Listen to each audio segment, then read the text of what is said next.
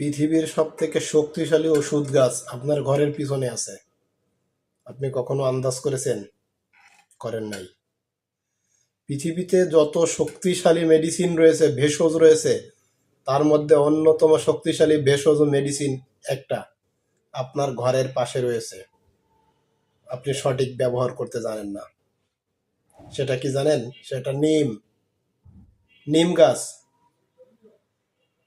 নিমের পাতা দিয়ে ওষুধ হয়, নিমের ছাল দিয়ে ওষুধ হয়, নিমের বীজ দিয়ে তেল হয়। একই নিম থেকে আমরা কয়টা ধরনের ওষুধ পেতে পারি? নিম সব রোগের ওষুধ কাজ করে। শরীরের যত রকমের অসুখ আছে, যত রকমের সমাধান রোগ আছে, সমস্ত রোগের সমাধানে নিমের পাতার ভিতরে আছে, নিমের ভেষজের ভিতরে আছে।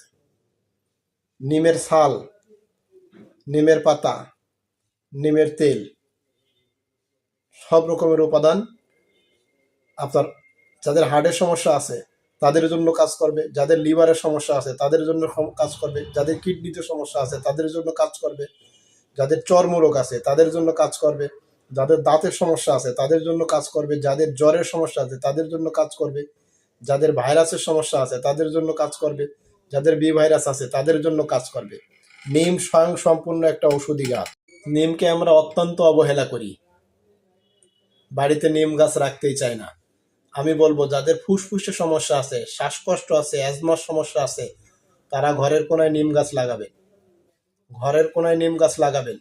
যাদের চর্মরোগের সমস্যা আছে ঘরের কোনায় নিম গাছ লাগিয়ে রাখবেন, আজকে গিয়েই নিম গাছ লাগাবেন।